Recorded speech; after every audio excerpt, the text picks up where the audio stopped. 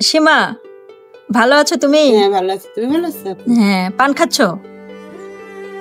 আচ্ছা, তুমি আমাদের কাছে কন্টাক্ট করেছিলে দেখা করার জন্য যে তুমি বিয়ের জন্য পাত্র খুঁজছো। জি। তো কেমন পাত্র তুমি চাও? আমি আমার মতোই, আমার মতো বয়সী। তোমার বয়স, তোমার বয়সে? জীবন অথবা চাকরি জীবন। আচ্ছা, কেমন বয়স তোমার? আমার বয়স তো 32-33 হইবে, 40-50। 40-50। আচ্ছা, তার ছোট বয়সের হলে কি তোমার সমস্যা আছে? ছোট বয়সে তো আমার সাথে যাইবে না, কারণ আমার ছোট হইলে আমি তো বয়সে বড় হলে কেমন দেখা যায় না, তো মা ছেলেও বলতে পারে, বড় বোনও বলতে পারে, একটা খারাপ দেখা যায়। হ্যাঁ, কিন্তু আমাদের ইসলামে কিন্তু আছে।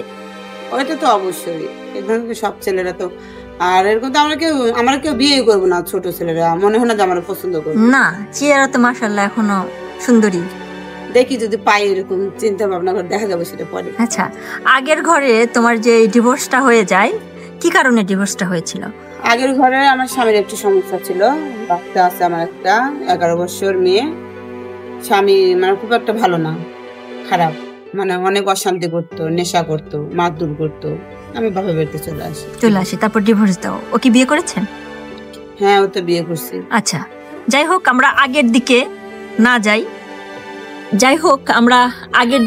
না যাই, কারণ হচ্ছে যে এখন যেহেতু আপনি বিয়ের জন্য পাত্র খুঁজছেন, সেহেতু বলবো যে মানে অনেকেই আছে খাটো, লম্বা, ফর্সা, সাদা, কালো সব কিন্তু দেখায়। না, আমার কথা বলতে কি, যদি আমার ভালো লাগে, এটা তো তোমার খাটো, ফর্সা, লম্বা, এটা তো মনে করে জানা, যদি ভাগ্যে তো তাকে হবো।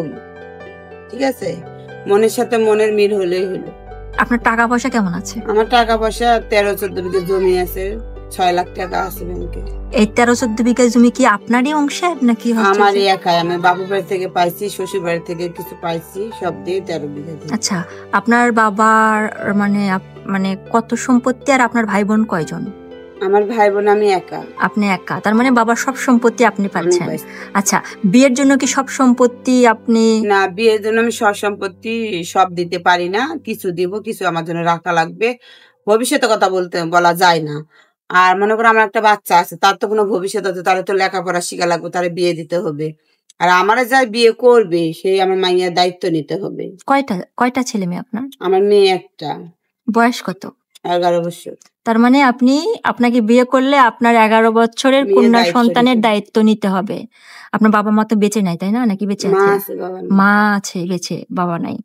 আর যদি আপনাকে এই ভিডিওটা দেখার পর ধরেন প্রবাসী ভাইরা বিয়ের প্রস্তাব দেয়, কিংবা ধরেন আমাদের দেশে অনেকে আছে